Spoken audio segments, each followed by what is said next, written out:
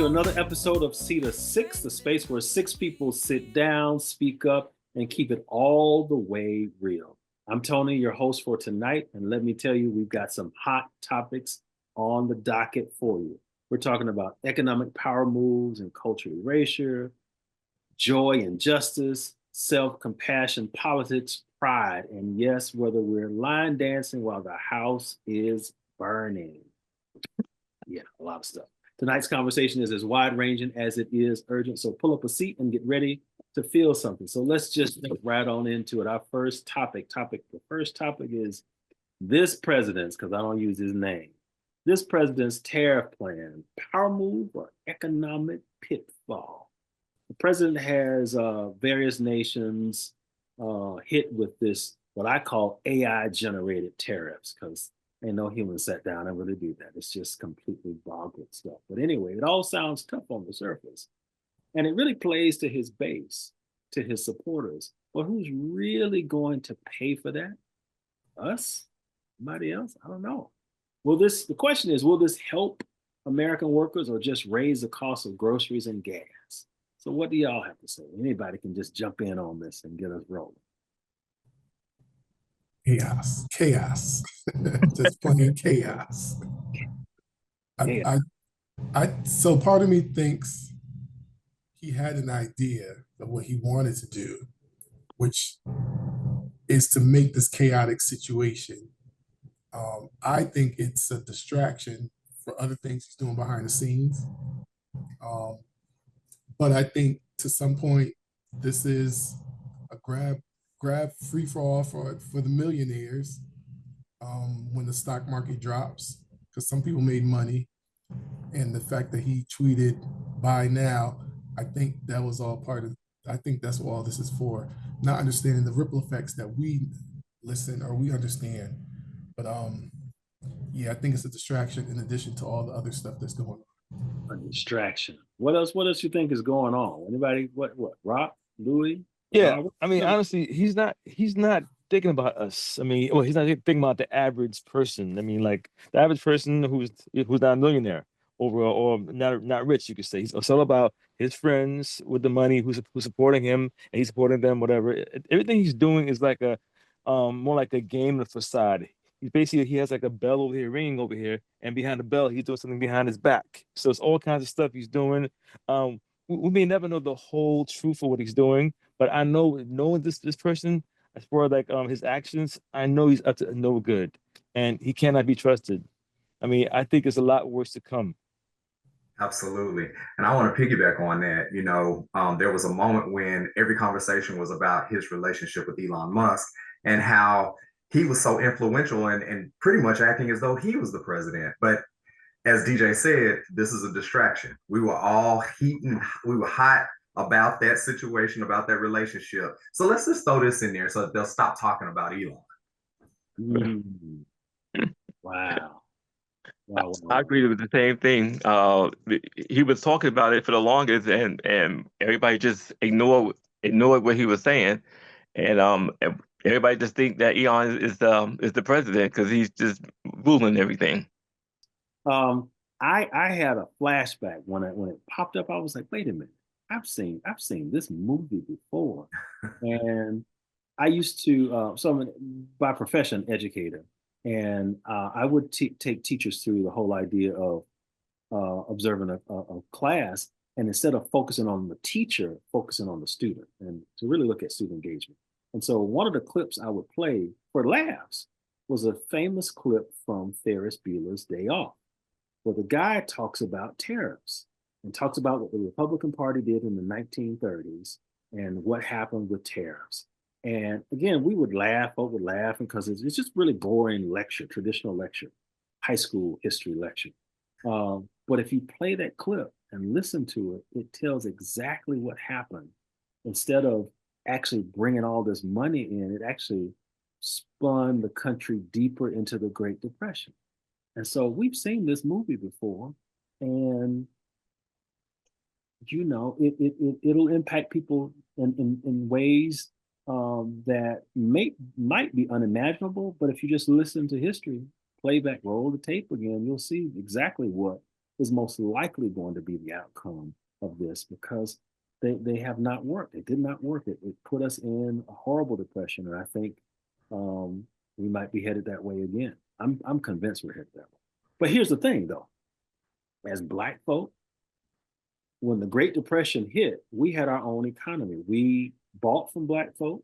We purchased in Black communities. We went to Black doctors and nurses and undertakers. That was a term from back then. We did all of this. So the Great Depression didn't hit us the way it hit white folk. Still hit Black people, don't get me wrong. But it was like, okay, we've been working through madness anyway. So this isn't new to have to figure out how we're going to feed a family of 10 or 20 or 5 or even 2. We've done that. White folk are losing their natural mind in what's happening with this, I think. But I could be wrong. No, I agree with you. And to your point in the beginning, I saw an article that said, there are some people that feel that back in the industrial age, when they lost a lot of manufacturing jobs, a lot of those, I think he's trying to talk to those people to say, oh, I'm bringing jobs back to America. But the reality is, are we really? So the t-shirt you get from Walmart, you pay somebody in China $2 to make that. Our minimum wage is what, $13? So there's really no way you're going to bring these jobs back and still get the same price you're paying today. You know what I'm saying? Like the logic doesn't even make sense. These jobs, some of these jobs that they're automated, the robots have taken over. You know what I'm saying? So they're not even jobs to even bring back. So I think he's talking to some people who probably are a little bit hurt still, that they maybe lost a lot of stuff because these jobs went away. But the reality is they're not coming back. Like we're not going to be working $2 an hour to do the jobs that somebody can do overseas. Not saying that those jobs are right, but that's how the prices at Walmart are so low, because we can buy from somebody else. Yeah. I believe the president himself is just like in his mind, as far as like making America great again, was a time when white folks was like, well, they had most of the jobs and Black folks were not doing very well. So his thing is he's trying to bring us back to that time where there were more white folks who were basically the majority and doing most of the work as we all struggled. So in his mind, like taking us back, bringing back the tariffs, bringing back the old kind of old jobs and old everything else. Is his state of mind, like, going backwards, because as you know, as people of color, we never had a great America for us, like especially not back in the days. So making America great again is basically bringing us backwards. Obviously, there are things happening related to Black folks, but I'll leave that until that comes up.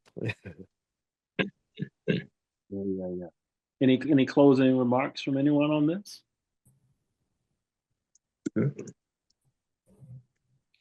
I'll say this in closing, if no one has anything to add of this particular section. I feel that the current president is running or attempting to run the nation the way he's run his businesses, which have been bankrupt. I think it's 6 times maybe, or 6 businesses. I forget the number. The number 6 stands out, but I think that's what he's doing. He's doing it the way he's always done it, which is failure, because he's mediocre. Well, whew. So let's shift our focus and look at another topic. I don't know about you all, but the song "Where Them Fans At" has been like everywhere. I've seen it show up in churches. I've seen it on the street corner. I've seen white folk do it. I've seen Asian folk. I've seen everybody do it in all kinds of ways, their own kind. But here's what's happening. This trend is like wild. And so folk are like, hey, Black folk, Black women, where are you? We need you. And listen, the sisters got their fans, their boots, their jeans, and many of them, not all, but many of them are line dancing. They're like, no, we're not protesting anything. We're going to focus on joy. We're choosing joy. We are outside, y'all.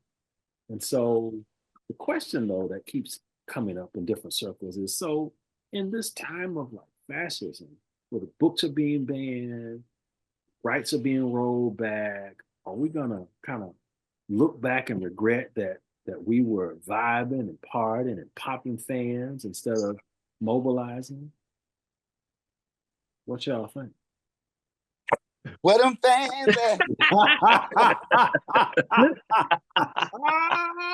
That's what I think about it.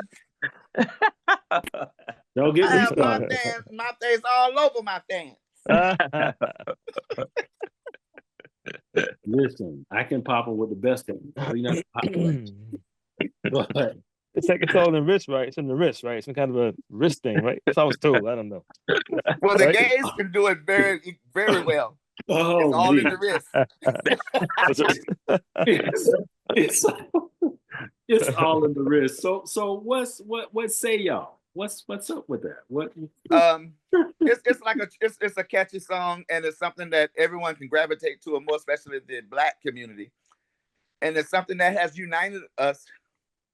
Whenever you go to a party or out to a special event, anything that's dealing with that song, everyone forget about their thoughts or their feelings or whatever and just let loose.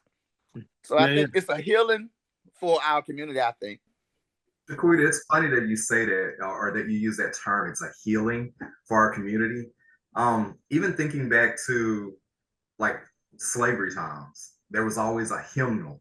There was always singing. There was always song. There was always, in the midst of being beaten and being forced to work for nothing and being sold away and having your whole pride taken from you, stripped from you, there was still always a hymn. There was always a song. There was always, a way that we as a people were able to utilize that. And in my mind, I would imagine that was an effort to escape where they currently were, escape that current position. And, I can think about how how a person watching the news, even though in different ages, the young folks especially who are watching the news, seeing all this stuff about politics, are like, change the channel, let's watch some Netflix, let's do something different, let's go outside, let's go dancing. I mean, because it's depressing, it's kind of sad. I mean, I get it to celebrate each other, celebrate our backgrounds, celebrate our Blackness or your culture. I get it. I mean, you got to celebrate yourself. You got to have a time for yourself, for your loved ones. But then also the other side of that, there's a thing where they say, that ignorance is bliss, So if your back is turned and you're having a good time over here while the country's going down, what do you do? Do you let's just say I'm trying to imagine like a rope. There's a rope, whatever, a cliff, and you got people like on one end of the rope, and let's say I'm trying to think of a good scenario. So you got people basically falling, being pulled, as on your side, so on your team, from different backgrounds, different race, whatever else, who's being pulled by, let's say, the big man, and he has a really strong muscles. And your people like, hey, we need your help. Come on, come on, help us pull this rope. So you can be like, I helped you before, and I'm just do my thing. I'm just gonna turn around, just do my dance. That's cute and everything else, but eventually, you're also tied onto that rope. So when they fall, you will fall too. So my thing is, you can celebrate and have fun. I get it. You can't be watching the news all the time because it is depressing. But some way, somehow, you got to turn around and you got to help out eventually. If not, we're all gonna fall. So we can't ignore all the time. We cannot. Sorry.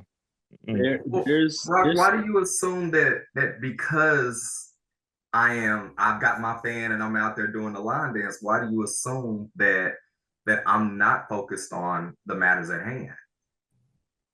Well, it may not be. It may not be. You might not be the person who's not ignoring. But there are a lot of folks out there.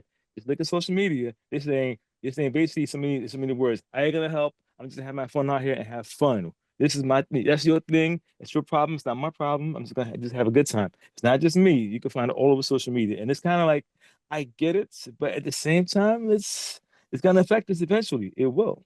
I think we have the ability as Black folk, because we've done it, to chew gum and walk at the same time. And the way I see it, I've got relatives who are like, I try to tell these folk I've got some folk who are deeply connected. We're like, who've been like state organizers for the Democratic National Party. Who are like, yep, I'm taking a rest because rest is also resistance. So I'm gonna take a rest from this right now and let somebody else do some work. Some people who want to do work, they can focus on that. And at some point, I'll come back and work. But right now, I'm gonna pop a fan and I'm gonna say to the folk who need to hear it, I told you, and it's gonna be all right. Yeah, and so I also know that the same person like me, I could pop my fan and then support someone who's running for a local position where there's actually more power.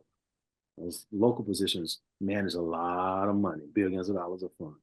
Or I could pop my fan on the weekend and then during the week be writing letters to government officials saying, I don't really like what you're doing, or writing the good bishop of Washington, D.C. again and saying, because I wrote her the day that she spoke to the president and was like, hey, I really would like for you to have some grace. I wrote her and said, I thank you for daring to say that because it needed to be said. And so I think there are multiple ways for us to do it. And it is okay for me. It is okay for me if somebody wants to pop up. If Kamala Harris says, I'm popping fans for the next 4 years, damn it, she deserves to pop a fan and pay y'all no damn mind. I agree with that one. Yeah, Yes. I agree with you, Tony. So Can I agree? Oh, no, I was gonna say I don't think we should be out in the forefront during this time. I think a lot of these, if you look at a lot of the things that he's proposing or these executive orders pulling back these things, I think he's looking for a reaction. And I think he's setting up, because if you look at some of the things, how he has these the attorney general and these people in place trying to make it legal for the military to step in. I think he's waiting for us to do a Black Lives Matter. He got rid of the Black Lives Matter in DC because then that's something to say to justify him doing something. I think the path that we're taking right now, the silent protests, like don't go to Walmart, don't go to Target, I think right now that's probably the best bet. So it doesn't give him, so we're not the talk. You know what I'm saying? We're not the ones at the forefront. See, look, they did that 6 years ago and burnt down your town. You know what I'm saying? During Black Lives Matter, because that's all they talk about is what we burnt down, not the movement. And now, we walk into the trap. And now he nationalized, get the military out there to try to suppress all of us. I think we shouldn't do anything right now because I think he's expecting it. so there's a couple of things that was mentioned, and Tony, I agree with you that we can walk and chew gum at the same time. But by the same token, I will say, and Rock, I heard you when you said the social media campaign, because I've seen them, right? Stay your black ass home and don't come out and protest and all of that other stuff. I don't agree with that either, right? I agree, or I should say, I understand when my sister said, "We sitting this one out. We did this on November 5th, and people should have showed up on election day, and we're going to sit this one out." But right now, I don't think we have the luxury of sitting this one out. I think with all the things that are happening and, they're throwing spaghetti at the wall and see what sticks.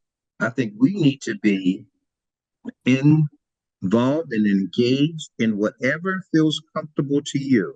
So maybe it's not doing a protest, but it's making a phone call. Maybe it's not making a phone call, but it's sending an email. Maybe it's not sending an email, but it's saving your money at Walmart. Don't spend the money at Walmart, or saving your money and don't, doing Amazon.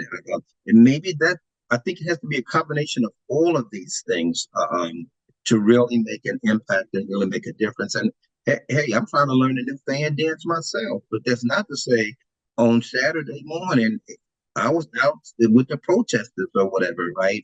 Putting my body in the movement and lifting my voice to say that, something has to be done. Something has to be done. And we can't just lie down and take it, right? And surrender. It's only been 60 days, 90 days, whatever it's been since he's taken office. We can't say, I'm sitting this one out. I'm not getting involved. I'm not going to be engaged.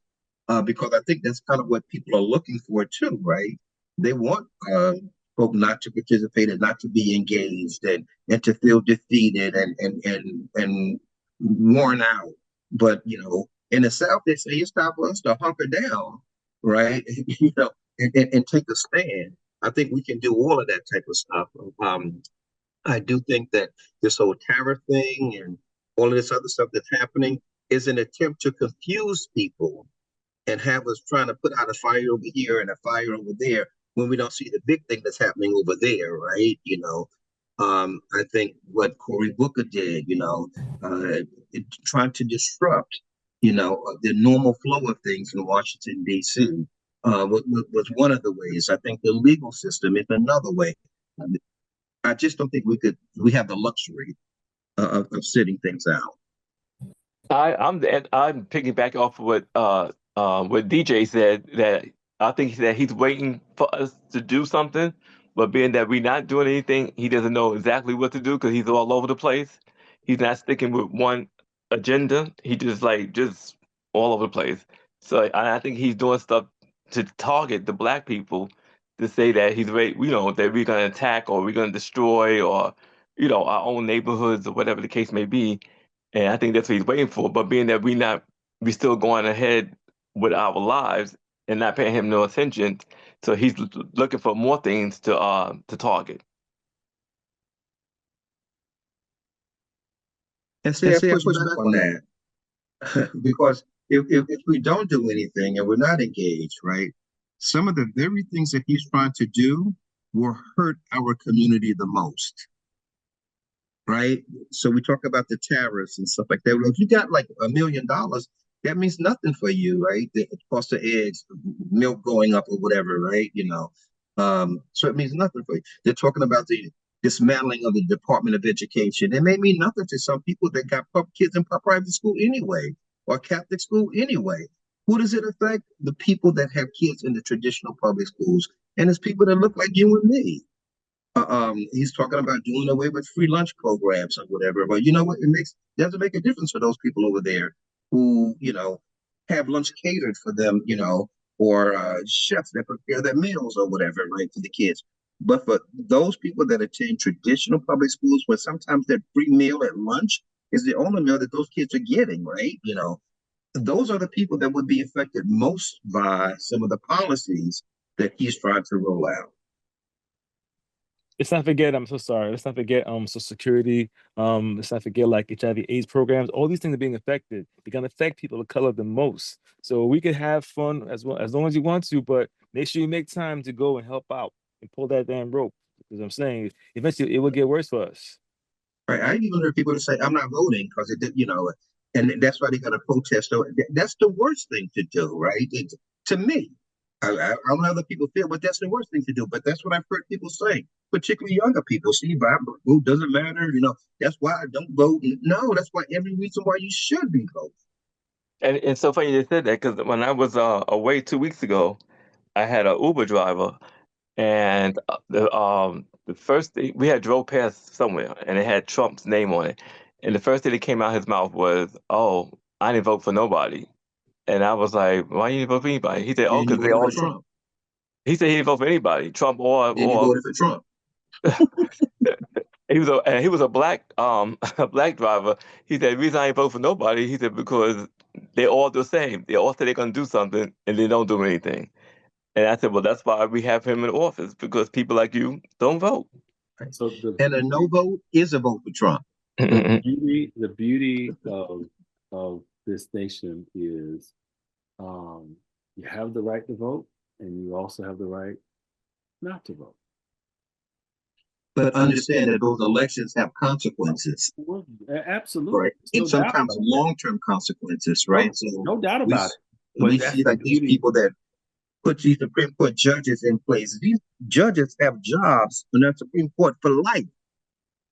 No doubt about anything you're saying, but the truth is, the beauty of the nation and also the ugly of the nation is people have the right to vote and people can decide not to vote. And if we want to distill this all the way down to the core issue for me, it is education. It's teaching people about civics. It's teaching people about the power of elected positions. It's teaching people the impact of that. It's teaching people, yeah, you're right. If you don't vote, it's a vote for the person you don't want to have in office, whomever it is. And that's taken from any angle. It's the Republican who doesn't vote.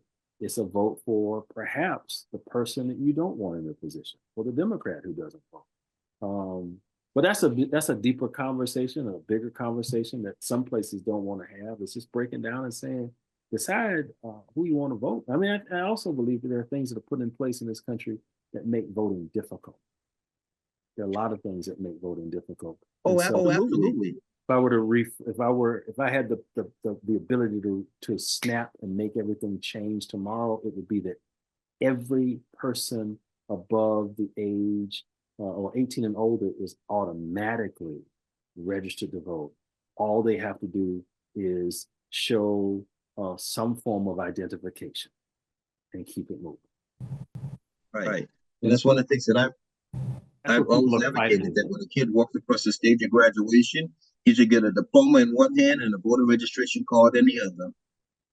I totally agree. At the age of 18, you are required to register for the military.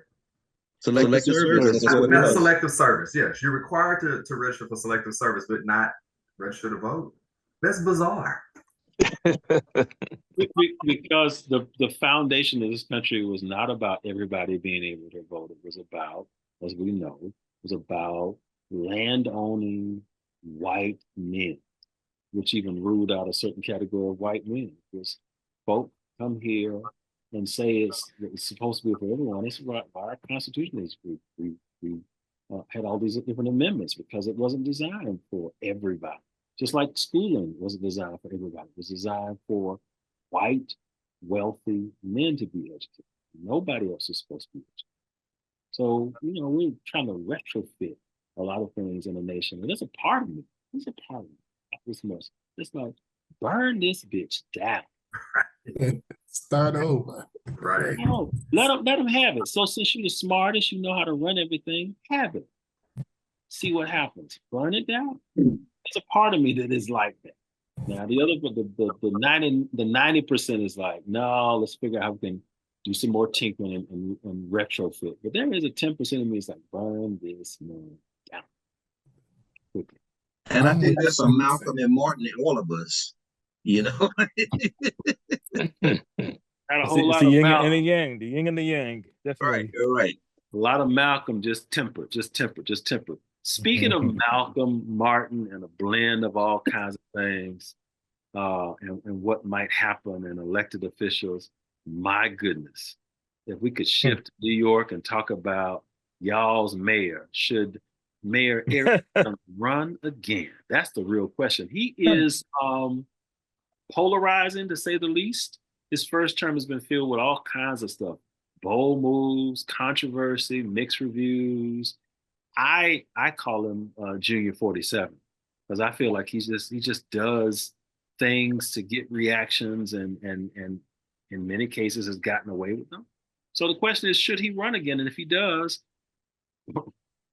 should New Yorkers choose to keep him? Again, it's about that voting situation. So continue the voting conversation. So jump in, New Yorkers. Me personally, no. I think he did a horrible job. That's just me personally. I wouldn't vote for him again. I mean, a lot of times they all come in and say they're going to do something and don't do it. But this time he just didn't do nothing. He was just all over the place. To me, he was trying to please the other color more than the state. The New York, I mean, it said in New York. That's my opinion. You wouldn't vote for him for dog catcher. All right, who else? New York. So I think, Tony, as you said, people have a right to vote. He has a right to run, right? He's been cleared and If he wants to run, let him run. I think he has some major hurdles that he's going to have to overcome if he's going to be successful in his bid for mayor. I think it's concerning. It makes me pause with a lot of stuff that's happened, particularly when you have alliances with the current administration in the White House. That makes me pause. I don't think I'll be putting my support behind him this time as I did in the last when he first ran. And I know him personally. He's been to several events that I've hosted that I don't think I'll be supporting, particularly as an independent. Yeah. Yeah, I think he basically lost a lot of his supporters. I mean, I would say overall, I would say at least half the time he was actually a decent mayor overall. I mean, I met him like years ago when he was running originally, and then like when he actually won, and it was good overall. But then things changed as you. I mean, I'm not saying he's guilty, but the things that were said that happened, it kind of made me seem in a different light, and I think that's actually the same thing for most people that are New Yorkers who supported him. Because from what I'm hearing in my circle, people saying they're not going to support him. So I mean, I think his support is not enough for him to win, but I could be wrong. But I don't. I mean, if he's going to run, I guess he feels he has enough support to win. Um, I don't see it because like when you're running for something, you got to spend a lot of money and time, and all that running, all that money being spent in time is like for what? So maybe in his vision, he sees light at the end of the tunnel, but he could run, you know. I support him running, but would I support him? Honestly, I don't see it happening, you know. So Well, I'm not from New York, but I can feel y'all's pain because living here in Washington D.C., we got a messed up mayor as well. Should she run Well, again? Is that No. Bowser? Mayor Is that Bowser, Bowser? yes. Mirror Bowser? Okay. well, Shaquita, let's go on and shift right on to you. Perfect segue. Shaquita Lee, um, would it be appropriate to call you a drag legend? That's what I understand. I am. All right, all right, all right, all right. That's what Racine Pendarvis would say. A drag legend. That's my auntie. Yes. I know Racine quite well. But you're leading this major celebration of Worldwide Pride Day in DC this Memorial Day weekend. It's coming up. It's not too far away in the way this year is cracking. And it's in the shadow of the White House with a president whose folks are still targeting all of us across the board. And then in addition, the LGBTQ plus folks, I mean, just everybody, just out to get and mess with everybody, it seems, regardless of what the bishop at the Washington Cathedral had to say. So here's the question: why is pride more important now than ever? It's more to me. It's more now than ever is because the things that we're going through and the policies and all the stuff that he's changing towards the LGBT community, it's disheartening, and more than ever now we need to show up and be there and be seen. And right now, they still, going on with the World Pride World Pride here in DC, but they have scaled down a lot. As far as Trump taking over the Kennedy Center, I've been performing at the Kennedy Center for the last 5 years, during Pride season. I'm the first drag queen ever to bring a drag show within the Kennedy Center, and then last year, I was the first drag queen to bring a troupe to open up for a National Symphony Orchestra. So that's one of the events that Trump is talking about that's held at the Kennedy Center. But also he's talking about is some other drag queen from somewhere. She came and did some type of children's story or children reading or whatever like that. And that's what things are focused on, I believe. But by him canceling the Ben Folds concert, which is a part of the National Symphony Orchestra, which this year we was planning on singing live with the orchestra on stage. That was the plan of thing, but all that got canceled. And then it was just crazy because they had several protests of the drag queens coming together protesting against the Kennedy Center. I didn't go and I didn't participate in it and didn't want to be a part of it because all the ones that was protesting ain't never performed there. So I'm like, why are y'all out here doing all this marching from a park to the front driveway of the Kennedy Center? What is you representing? What is your focus? What do you plan to take away from that? Because it ain't like that you're gonna be cast to even perform there. So that's why I wasn't affiliated with none of that. They called me, they wanted me to do press release and all this stuff. Like, I didn't do none of it. I didn't want to. They trying to put together this lawsuit against the Kennedy Center, all this stuff like that. I don't want to be a part. I want my name associated. I don't want nobody digging in my background, even though I don't have one. But they might pull up the prostitution, but it's okay. But I didn't take any part within that. And then now that just on Friday, World Pride announced that for transgenders to come to DC to World Pride on their own risk, because they're saying that they're not protecting them or being safe for them. It's not safe for them to travel to DC. So that's more now than ever for people to take a stand and come anyway, because he's doing stuff now to stop any transgenders from around the world coming to DC for World Pride. And that's really sad that World Pride is not doing more to protect those people to come here. And That's not. I'm sorry. and far as with Black Pride, I haven't really affiliated myself with Black Pride within, I'll say, about 5 or 6 years now. It's because it was always ran, it was always undercutted. They do stuff and bring drag entertainers in from Atlanta and around different places and overlook the Black drag queens or the queens of color here in Washington, D.C. So I stopped being affiliated with that for about 5 or 6 years now.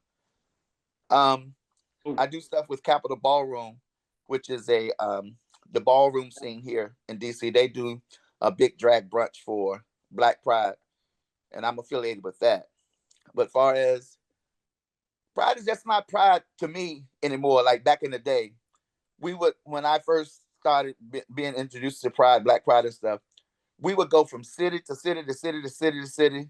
You laugh, you had a good time, you met people, you carried on and stuff like that. Now Pride and stuff is like, who wearing this, who has on that, who's doing this, who's doing that. So that, to me, I think the Black Pride has lost the point of Pride. So for World Pride weekend, if you talked about things being scaled back and just a lot of changes, if there's one thing or maybe two things, if you could just say, I know these things have changed, but if we could just bring these one or two things back, what would those one or two things be?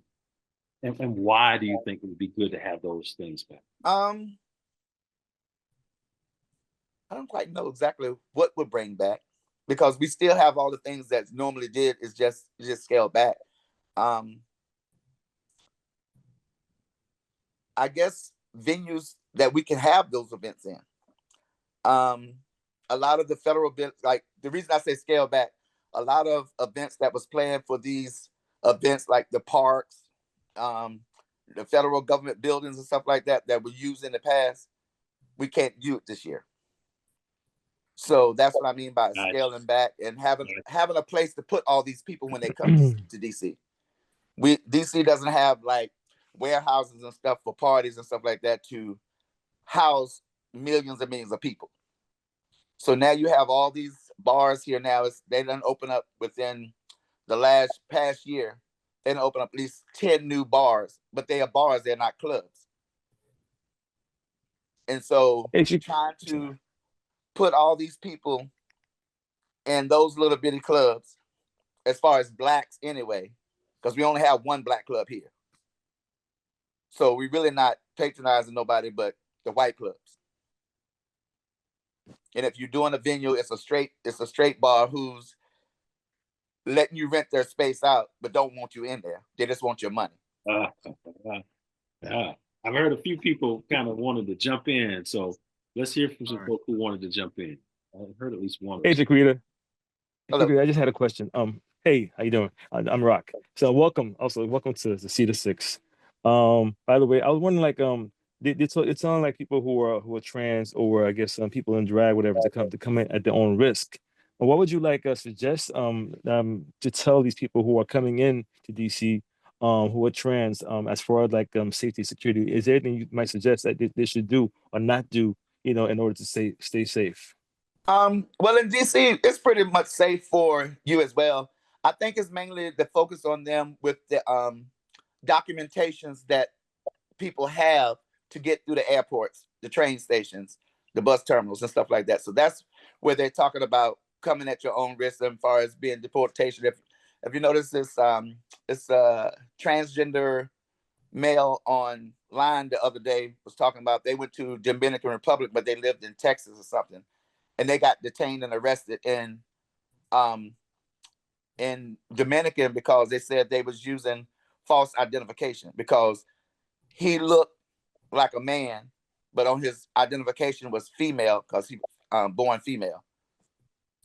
So I think that's part of what they're talking about as people of transgender, living in your truth and your identity don't match what your birthright is. But if you're here, we're pretty much safe because we are a very liberated city here, well accepted. They have a lot of things, to protect us here. I think our last topic for tonight. But did nobody else have nothing else to comment on the World Pride? Are y'all coming to World Pride? I'll be there. But I'm always there. I Me and might be DJ there, was there maybe. like the So last the 2 other years. 5 won't be attending World Pride. I think the last 2 years, I think me and DJ was there the last 2 years. I will be in my hometown. Yeah, I might come. We'll see. We'll see. I want to come though. And you have to go to and DJ could testify. You have to go to one of Shaquita's shows, one of the best shows that I've seen in years. Everyone is very talented, and Shaquita makes all the clothes for all the performers and cook for everybody in the restaurant. And he's a great cook. She's a great cook. She's a great cook. So Shaquita, but here's the thing: you don't just perform at World Pride. You perform at other times. So if we don't make it to World Pride, we should be able to see you some other place. Somewhere around town. So tell us, just so the folk will know, not just the 6 of us, but so the viewers know where we find you performing. Well, right now I'm not at a regular location. I'm in the process of finding some locations, but all the locations I've been at previously, all of them have closed due to COVID. Yeah. This year, last year alone, we lost over 200 restaurants in Washington, D.C. And they said by the end of this year, it'll be close to another 150 to 200 that's closed down because they can't sustain business. Mm. And then a lot of them closed down because, government workers wasn't going downtown. And now the government workers are back downtown, but ain't no restaurants downtown for them to eat at. So what about your social media handle? Because I'm sure. Oh, my social media, it's SHIQUEETA on all platforms. All right. IG, Instagram, Facebook, Twitter, Snapchat, TikTok, Christian Mingle, plenty of fish. So we can definitely follow you and find out, because I'm sure you'll post if you're performing. So I want to close out with this last thing.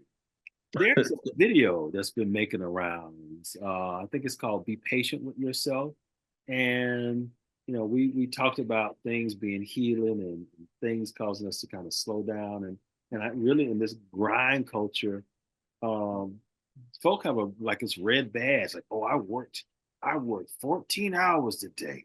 Ooh, I worked 80 hours this week. What?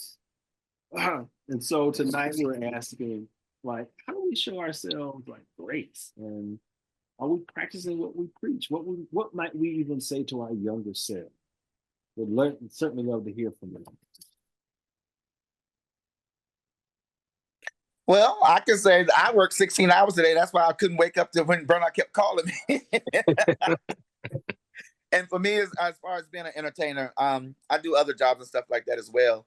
But it's like since this administration has taken over, a lot of my college gigs, a lot of my government private gigs and stuff like that I had coming up all has been canceled. So it's been rough. So I had to go out and get a regular job like normal people. That seems to be happening for a lot.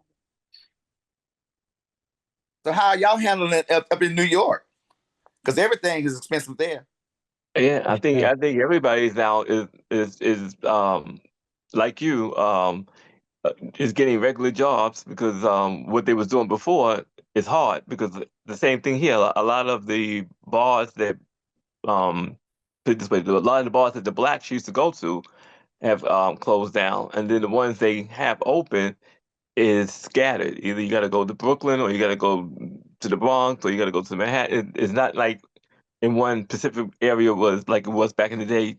Back in the day, you had a lot of them on Christopher Street, so that's all gone. So everything has shifted here in New York. So what might we say in this time of all of this madness to give ourselves some grace? What might we say even to our younger self, like, you know, if you could do something, do this?